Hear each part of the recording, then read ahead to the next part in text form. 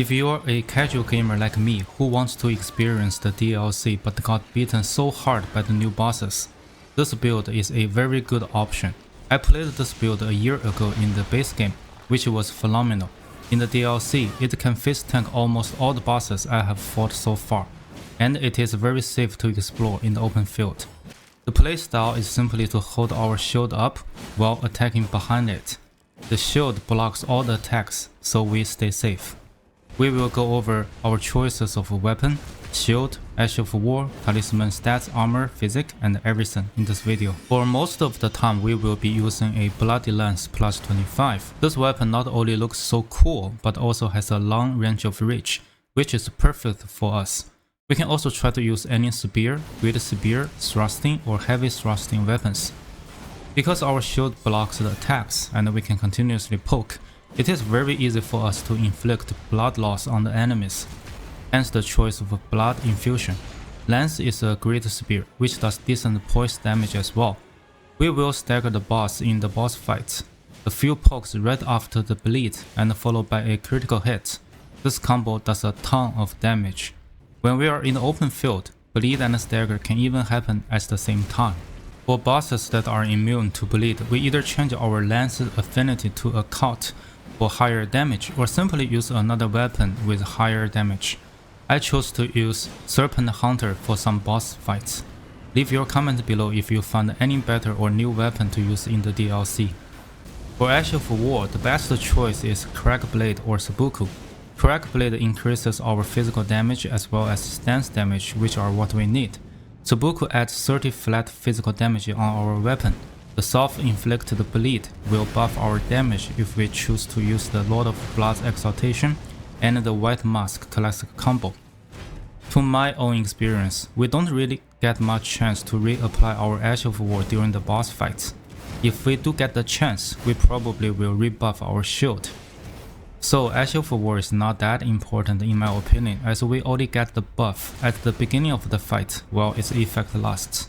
For shield, Fingerprint Stone Shield is the best in slot in my opinion. It has a high guard boost value, which costs less stamina when we block. Super important to our build. It also has 100% physical damage resistance and very decent non-physical resistances as well. We can also customize the Ash of War on it. I apply no skill Ash of War on it, so I can use the Ash of War on our weapon without swapping. Pay attention to the affinity of the Ash of War. Pick any one from Standard, Heavy, Keen, Quality, and Occult to give us 100% physical resistance. This should be the go-to choice. While we can also consider Magic Affinity to give us 96% magic resistance versus 77% if the boss does the majority of magic damage.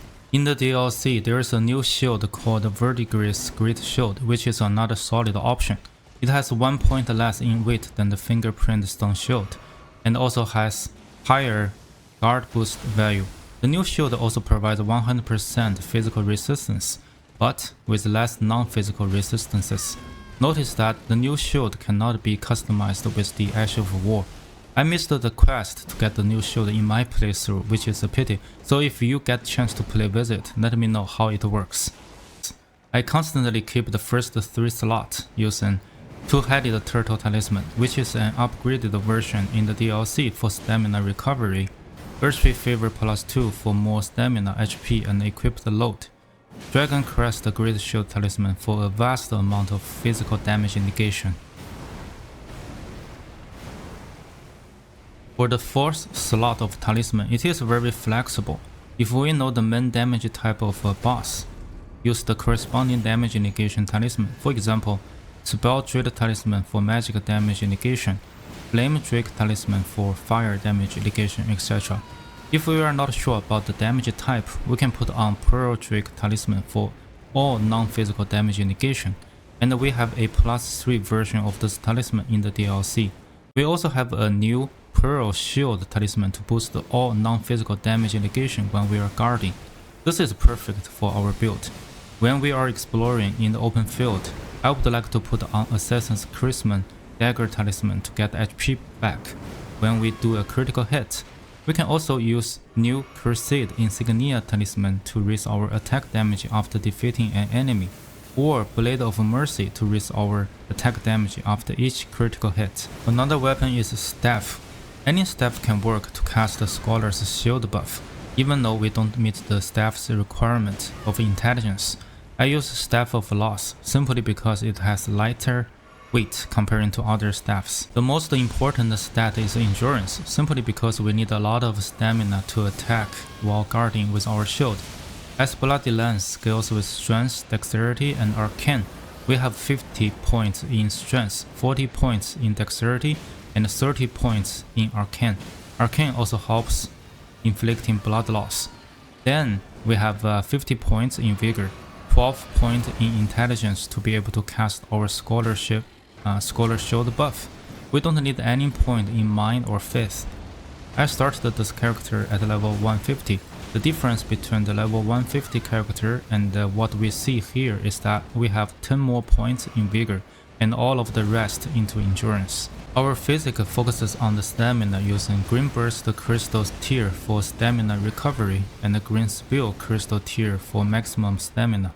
As for our armor choices, we can wear heavy pieces as long as we can medium roll. As we level up and pump points into endurance, we can wear more heavier armor pieces. This is a very effective and simple to play build, but it doesn't mean that we can just blindly hold our shield up and poke like a no-brainer. We still need to manage our stamina wisely. We will get hit if the stamina runs out. We need to put our shield down to allow the stamina to recover at the proper time, even in between 2 consecutive attacks from the boss. In the DLC, many bosses will hit from different angles, such as from the side, from the top, or even from the ground. We need to learn to face the right direction to block. For the impaling attack from the ground, we cannot block, then we need to dodge it. We also need to rebuff with a Scholar's Shield in the non-fights. I tend to do it after a critical hit if I don't need to restore HP. We can also try to use Shield Grease during the fight as another option. Not sure if it is only me or because of the melee build, I found that the dragon fights are particularly annoying in this DLC.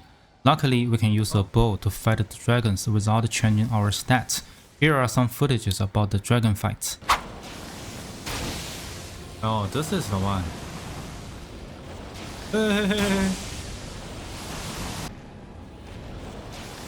Oh, get him please. One more. Oh, no FP. Mimic got him. Please like, comment, and subscribe to spread the content to help others. Best of luck in your journey in the DLC, and I'll see you in the next video.